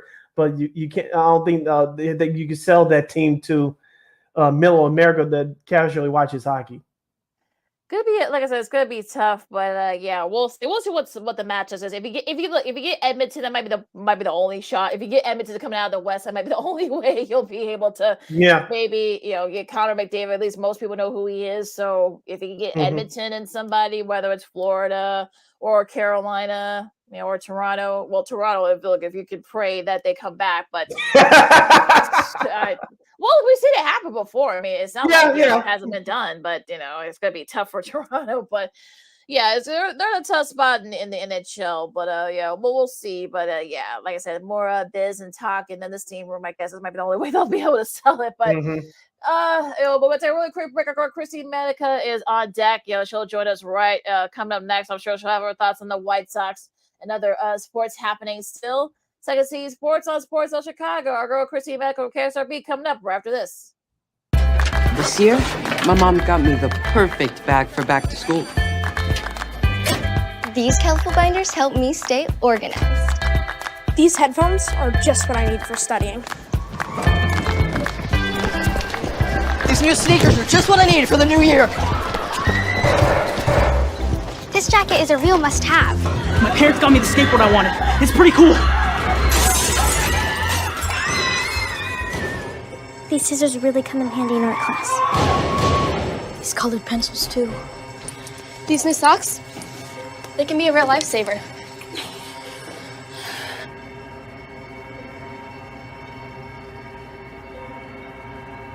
I finally got my own phone to stay in touch with my mom.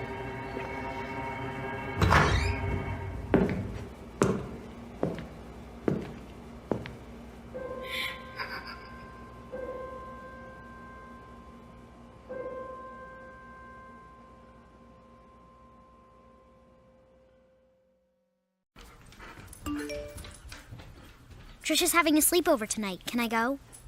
I wonder about Lucy's friends. What should I say? I know you're only 10, but one of these days a friend will offer you a drink. And alcohol at your age can lead to so many things. None of them good. So can I go to the sleepover? Lucy, I want you to promise me I something. finished my homework. Bigger promise. If there's any drinking, I want you to say, "No thanks, not my thing." Mom. I promise you. Your real friends won't care. Deal? Sure. Really? I promise, Mom. They really do hear you. Did you pack your toothbrush? For tips on how to start the talk, visit underagedrinking.samhsa.gov. A public service message from the Substance Abuse and Mental Health Services Administration.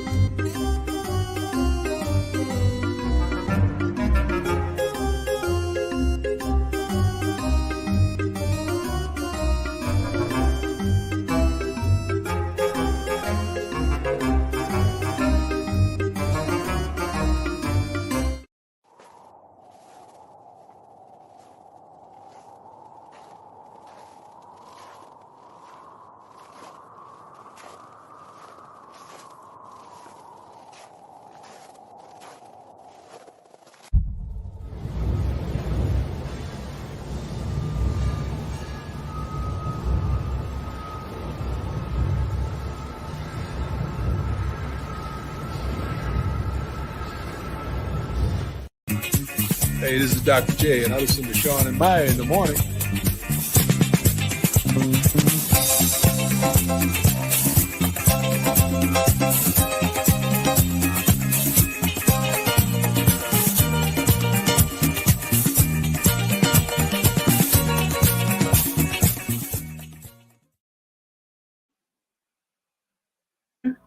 Oh, sorry. Welcome back to Second City Sports on the Monday edition. We're live in living color right here on Sports Zone Chicago. I'm Sid, that's Lakeena. You can follow yours truly on the Twitter and the IG at SidKid80. Once again, that's SidKid80. That's SIDKID80. That's SIDKID80. You follow me at Cam again on the Twitter and at Cam's coming again on IG. This is our last segment of the show. Our last segment for today. We have less than a half hour left. You want to get in those last second questions and comments, you can do so by hitting us up on Sports Zone Chicago's Facebook page or Sports Zone Chicago on YouTube. Typing in those questions and comments in the comments section. Lakeena will get them up on the screen for you. All right, so this is a very rare Monday appearance for our girl here, but she's here nonetheless. She's from KXRB, of course. You know her, you love her, we love her too. Is Miss Christine, the Queen, Manika, and hey! Can you hear me at least? Yeah. Yes. No, it's okay. Oh my gosh, I don't know what's going on. It's a Monday. Right, I know you had a busy morning, but we can hear you, so it's fine. I know, like I said, it. I apologize. I'm so sorry. No, it's okay. Look, I mean, well, like I said, we'll make it work. We've had this happen before, so it's no big deal now. Okay. So let's start. We got a lot to talk with you about, Miss Christine. So let's talk about the White Sox first. I mean, they've won 2 series in a row, which that's great. They scored 17 yesterday, so that's good. But unfortunately, Eloy's out after having an appendectomy, so he's gonna be out about a month. So what do you think about where your White Sox are at this point? I mean, clearly there's been a lot of challenges already this year. I think it started when Tim Anderson got ejected after the 3rd game. It's 3 games and you're already getting ejected, and then you have injuries, you have some sort of a miscommunication between the farm system and the team itself. So there's a lot of wonky things going on. And with Eloy, I saw that Gordon Beckham tweeted that, do you remember when Jim Thome or whoever it was had the same thing happen and he was back in 7 days? And I am like, that's something to put into perspective. I don't know what the circumstances are, but yeah, it's kind of crazy to see the highs and the really low lows for the team right now. And again, it's only the start of the season. Christine, the Sox record is 4-2 for the month of May following that ugly 10-game losing streak. Talk about Tim Anderson's impact on the team. He really has made a huge difference so far in this last week or so. He has, and you know what? It shows that you need guys like Tim Anderson to stay healthy and to stay on that roster, whatever it takes. They don't have Jose Abreu anymore. They don't have those big hitters like they did 2-3 years ago, and now it's Tim Anderson's team. He's one of the top veterans that all the young guys are going to look up to, and as a leader, you're supposed to set an example like one. Do you think the Sox have a chance to get back in? They're 7 back right now, and they play the Royals, which has been kind of the house of horrors for the Sox, and Casey especially. So, do you think they have a shot at getting back into it? I think they have a shot at getting back into it. Am I going to say that they're going to make the playoffs this year? That's kind of it's a 50-50 shot for them, just because they've had some good wins, and then you've had the losses that kind of make you scratch your head a little bit. I'm just thankful that I actually went to a winning game on Friday for the Angels, so that was refreshing. One more question about the White Sox before we move on, Christine.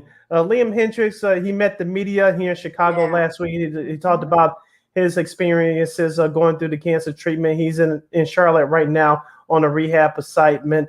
He looks like he's going to be back sooner rather than later. We don't know what the exact timeline is.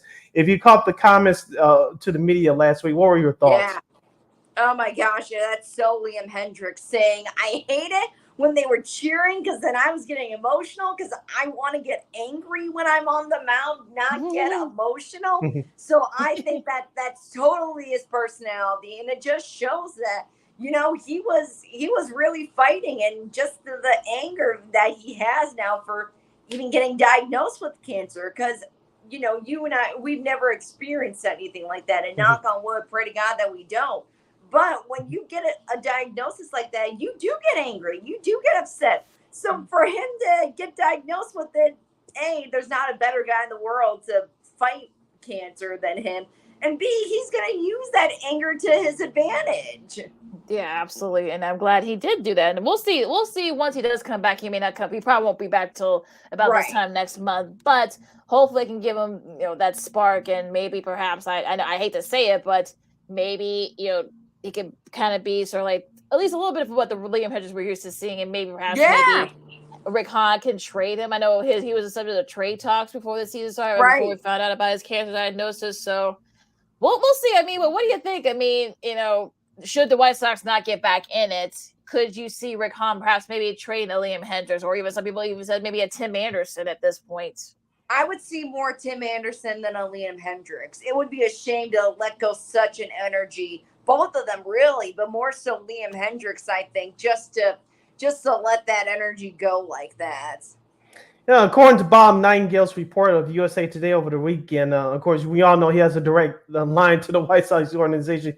And he says he said that, at least according to his report, he said that the White Sox organization probably will pick up that $15 million option on Hendricks' contract for next year.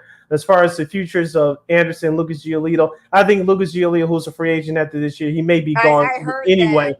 But the Sox are out of it. He's probably gone by July 31st. If they somehow stay in it, what happens, they're going to let him go during the offseason.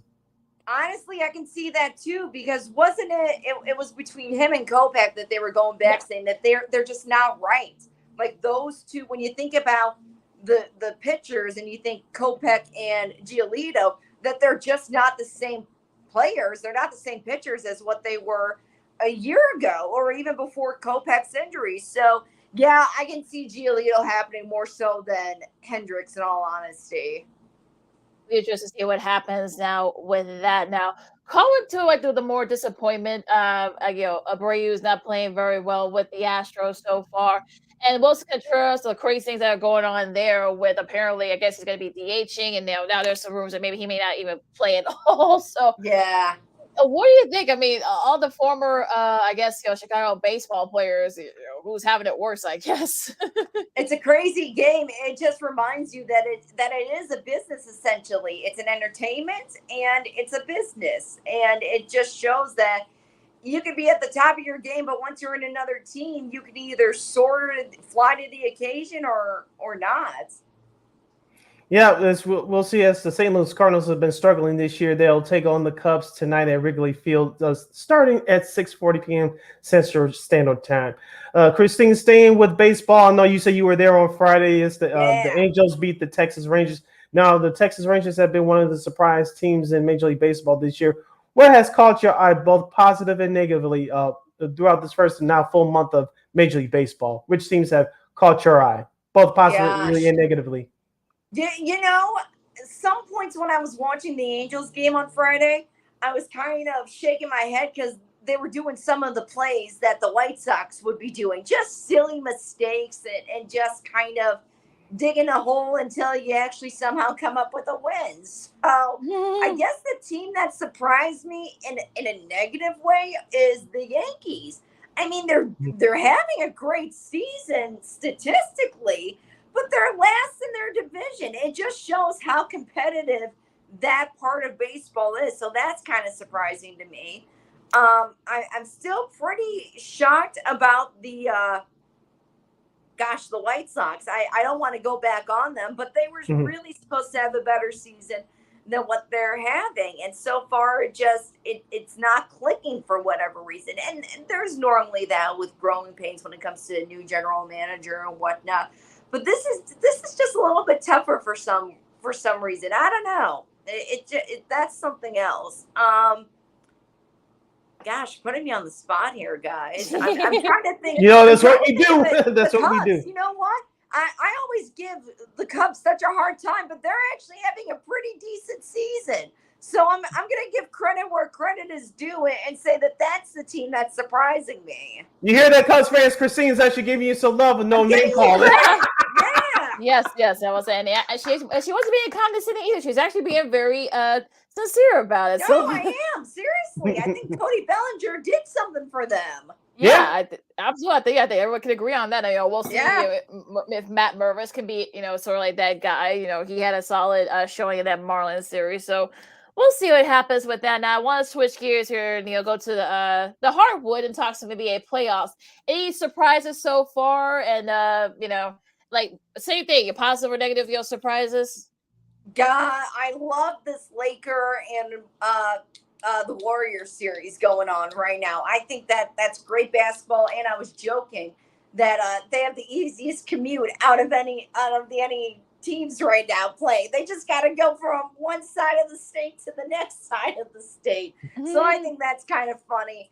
And yeah, I just think that's some good hometown basketball, because if you're talking about a home team, you might as well be cheering for the state of California. So I think that's pretty awesome.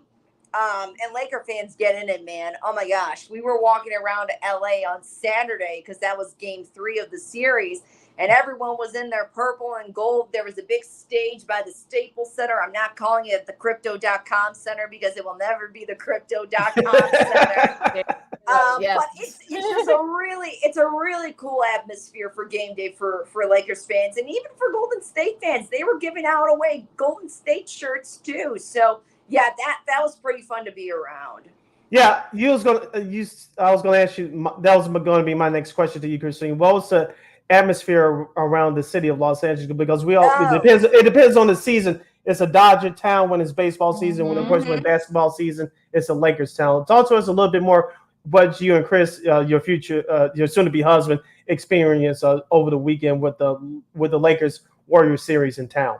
Yeah, I think it was great. I mean, you could tell that everyone was really excited. And again, you see the Shaq jerseys. Of course, you see the Kobe jerseys. And just it's a great atmosphere. And it's a great thing for Los Angeles and for San Francisco, too. And I said to Chris jokingly, the only thing that was missing was a scalper coming up to us on the street saying $500 for tickets. And he was laughing because he's like, "You're not wrong." That was the only thing missing. Right, absolutely. But yeah, you got to think this is good. There a little bit of playful trash talk back and forth between the Warrior fans and Lakers fans. So it's actually been pretty funny. Yeah, it is. It seriously is. Yeah. So Joel Embiid winning MVP. Do you have any issue with that? Not at the moment. I don't. Right. That's true. You know what? Let's switch gears here and talk some NFL draft. We haven't had a chance to talk to you after the Bears after their draft. So did you like the Bears draft class? Was there like some picks that kind of made you scratch your head, or just in general the whole NFL? I think that the draft in general was very predictable this year, and that's not said too often, but this year it was pretty straightforward. When it comes to the Bears, it was surprising, though. I will say that they went down to the 10th pick from go. That was just a weird last minute.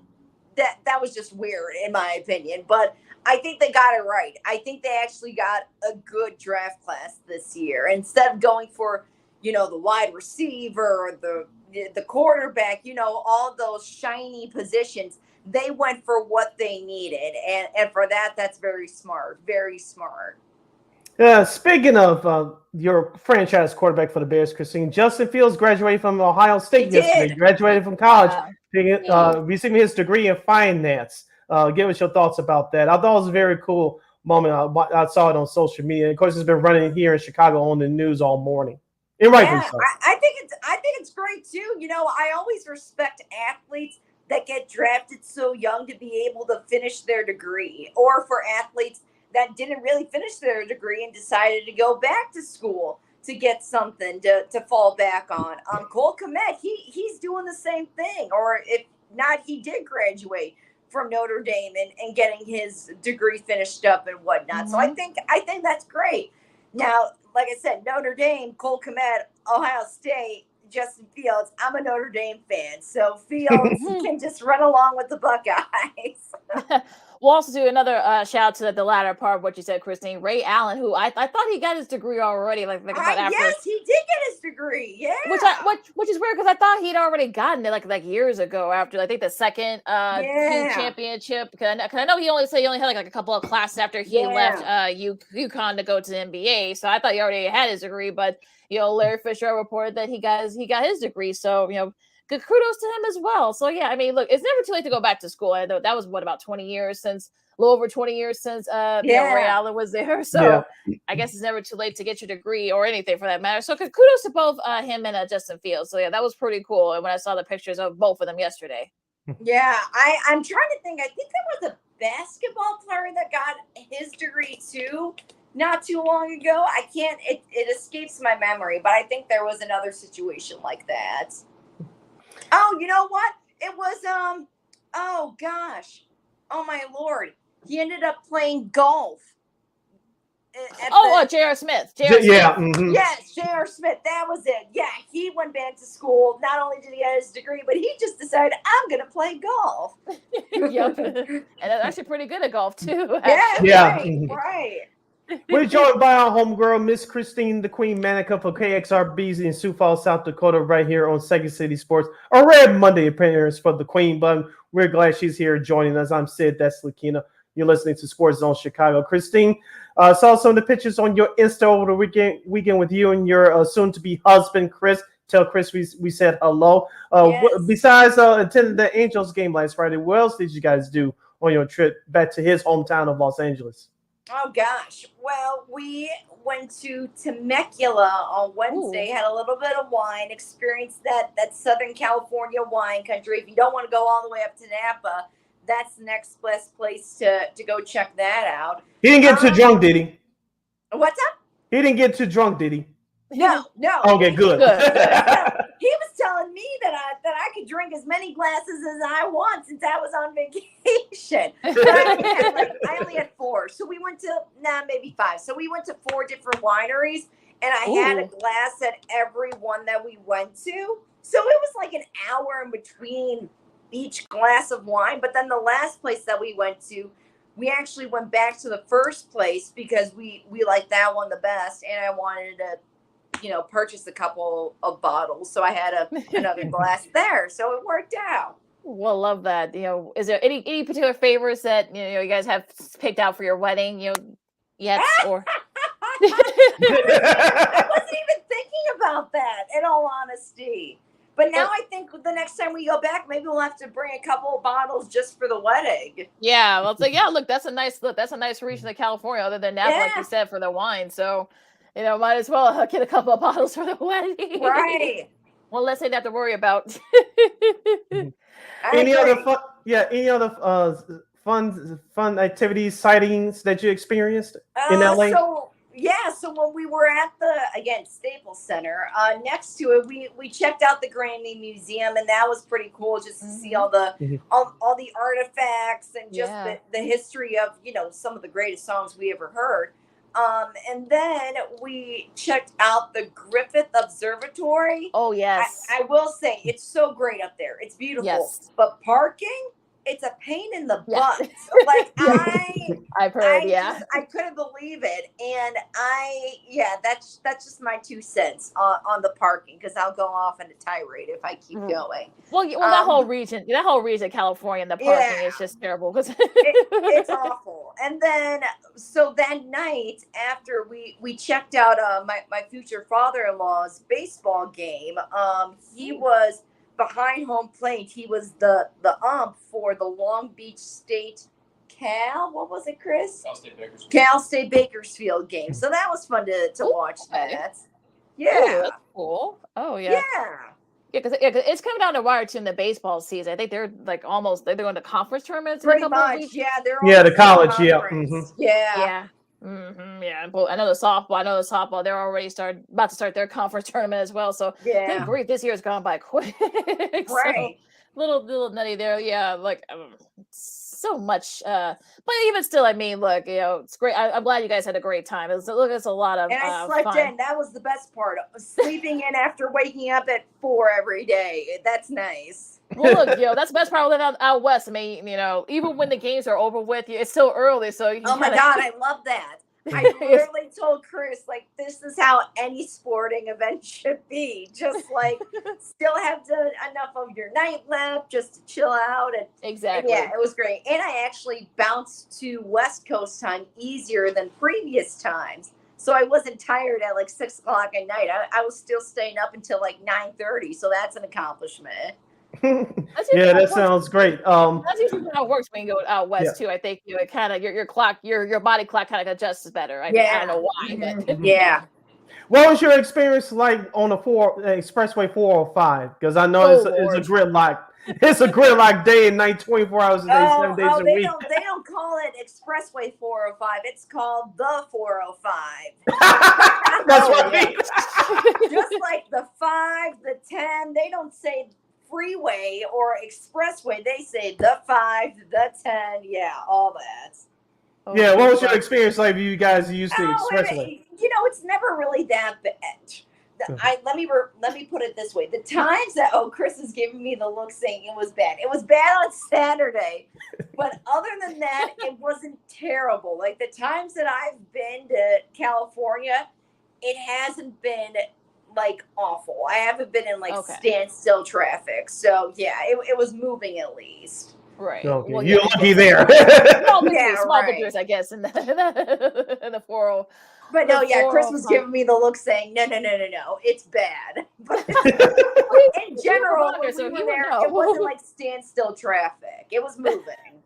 Even still, look, anytime you can go through that without hitting the bumper traffic, I think that's always a good thing, right? So, and the funny part is with California traffic is that you'll be in traffic for about 5 minutes, and then all of a sudden you're moving. It's like, what was the point of that? The little slowdown thing, I guess. That's what they call it. Down there now. Any sports media news, Sid, that we got? Now that we got a few more minutes. I saw over the weekend that Reggie White will. There's a 30 for 30 documentary that's taking place right now. It's in its early stages with ESPN. ESPN creators are trying to see how they're going to do this. Of course, Reggie White, the Pro Football Hall of Famer, he passed away in his sleep in 2004. Of course, I believe he's still the NFL all-time sacks leader, if I'm not mistaken. Yeah, I believe so. I'll look it up. I think you can check up on that. But there's going to be a 30 for 30 documentary made about him. I know NFL Network / NFL Films did Football Life about him in the late Jerome Brown. They were teammates in Philadelphia in the late 80s, early 90s. They did that about a decade ago, which I thought that documentary was very good. But ESPN is going to now take his turn on making a 30 for 30 doc about the late great Reggie White. Yeah, he's actually number 2. I think. Remember, Bruce Smith now has that. Bruce Smith, that's right. That's right. Yeah. Mm-hmm. Yeah, he's actually right behind him. But yeah, I mean, it should be interesting, though. I think, I know his family. I know his wife and spouse have been advocates for sleep apnea. That's what said when he died of when they did the autopsy. Mm-hmm. So this should be interesting once they do finish. I know he was a great player at Tennessee. So we'll see how far they go, and I'm sure his family will be much involved in that development of that 30 for 30. So we probably will see it again to probably maybe like early next year or something like that, maybe right before the Super Bowl, perhaps. You would think. Yeah. Right. Well, actually, it could be a delay in the NFL scheduling. Apparently, Peter King's reporting that it was supposed to be this Thursday, May 11th, but I guess there might be some delays, according to Peter King. Due to, I guess, various prime time and stuff, especially with the holiday games, especially where they're falling this year. So I guess it's probably why we're going to see maybe a delay in the scheduling release for the NFL. They haven't made an official announcement yet, but that could be it. And also, too, I guess the Chiefs don't want to play the Bears in Germany. What? I thought Andy Reid was like, give me a bratwurst and a beer and I'm ready to go. Well, I guess the revenue, because you're gonna have a lot of Bears fans, you got a lot of Chicagoans, that live in KC. I guess they don't want to on the revenue and such. It's not just the Bears. I think there are a couple other games that they supposed the next 2 years they're supposed to be playing a home game. I guess that's a home game loss. We could play those games overseas, so maybe that's why they don't want that. I don't know. Yeah, because I think that's the home game. That was a home game for the Chiefs. Yep, and it also does the next 2 years they're supposed to have lose a home game in to play in Germany. So that's probably why they don't want the back-to-back. Maybe next year. Andy Reid is going to be very disappointed. Well, look, it's bratwurst and beer. I mean, my goodness, but yeah, I mean just that whole crazy thing that's happening with the NFL schedule releasing and all that other stuff that transpired. Here's what I wanted to ask Christine, since I know we're running up against it. Aaron Rodgers now a new member of the New York Jets, which we all thought it was going to happen at the draft time, which it did. He's making his rounds around New York City, appearing at Mets games, the Knicks playoff games for basketball. He's making his rounds around New York City. Now, I will say this: if the Jets get off to a bad start, if it's because of Aaron Rodgers, those New York fans are going to turn on him real quick. Christine, we want to get your thoughts about Aaron Rodgers being the new man in town in NYC. Well, it only took a trade for him to get rid of the beard and the long hair. He was probably told that you got to sit up and fly right because it's different in New York. So he's probably putting on a good face for the city, and then he'll go back into his little black hole again and hide. But no, we all knew that it was coming, the trade, but it just wasn't definitive about the deal, how much, and all that stuff. Yeah, look, I mean, I know Garrett Wilson's probably just because you've been hanging out with Sauce Gardner right. the last couple of days. So I think if you're Wilson, you might be a little bit jealous, but maybe not, who knows, but he might have been busy. But the Jalen Carter stuff, I know there are still some Bears fans that still feel that they should have selected him, but of course Philly got him. He became the first rookie to sign his rookie deal. So what are your thoughts real quick about, Carter going to Philadelphia and not to the Bears? Everyone's going to be mad at something, The Bears fans have been mad for years, and this is just another thing to add to our anger, I guess that you could say. But overall, I'm happy with what they did with the pick, and I'm hopeful for the season. All right, Christine, I wanted to ask you about this as you were in LA over the weekend. Did you and Chris run into any Dodgers fans? Because I know they played the San Diego Padres in San Diego over the weekend. Did you guys run into any Dodger fans? I saw a lot of Dodgers jerseys, but since we were in Anaheim and it just, that SoCal area for a lot of our time, a lot of Angels. Orange County. Yeah, exactly. Orange County. No, yeah, the Los. Well, that's why we call them Angels, Los Angeles Angels of Orange County. Right. Yeah. Or Southern California Angels. I know that's so weird how that works, but yeah, it's all how all that different parts of Southern California. I mean, you got different. Everyone acts differently, so I don't know. Right, and who knows? Maybe I did see Dodgers fans. I don't know. If someone was walking by me on the street, maybe they were a Dodgers fan. Maybe so. All right. So, anything else before we disperse for today? I'm good. Yeah, absolutely. So, with that said, you can follow me at Keenan McGee on the Twitter and at Killscope again, the IG. You can follow yours truly, Sydney Brown, on the Twitter and the IG at SidKid80. Once again, at SidKid80. That's SIDKID80. That's SIDKID80. Christine, where can the lovely people follow you on social media? They can follow me on Twitter at _KXRB. And we promise you, folks, she does have a lovely face, so even though you can see it right now. It's okay. It happens. Now, of course, you can catch Second City Sports every Monday and every Friday from noon to 2 p.m. Central Standard Time, right here on Sports of Chicago, your Facebook, Twitter, YouTube. It's all right there. Also, too, you can catch the replay on War Media Podcast, wherever you get your podcasts, your favorite Google Play Store, anytime you want. On the War Media Podcast. Make sure you look at War Media Podcast on your Play Store. Yes, and don't forget, like Lakeena said, follow Sports Zone Chicago on all social media platforms, Facebook, Twitter, Instagram, and YouTube.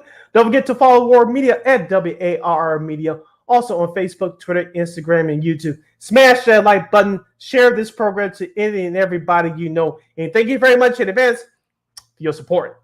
Like, share, subscribe, and tell your friends. And don't forget, you can catch Sports Zone Chicago also available on Roku TV. Yeah, anytime you want, it's right there on the Roku TV app or the Roku remote. Just type in Sports Zone Chicago. It's all right there for you. You can catch our show. Sean and Maya, the Smoke Fellas. What's up, cuz? I know they're going to have a big NBA playoff talk tonight. Of course, with the Bulls and also, too, with the Blackhawks, hoping to get those top picks and such. So, I want to ask Christine real quick. Yes or no, will the Blackhawks win the NHL draft lottery tonight? Yes or no? Yes. Optimism. Yes. Okay. Positive vibes. Okay, thank you, Christine. Positive vibes. We're sending those positive vibes out there to those ping pong balls. All right, we go good luck to the Hawks. Of course, we want to thank our girl Christine for joining us today, as always, for a rare Monday appearance. Always happy to have her on, regardless. But for Christine and Chris and Sid, I'm Lakeena. This has been Second City Sports on Sports Zone Chicago, and we'll see you guys on Friday. Till then, go Sox. Holla.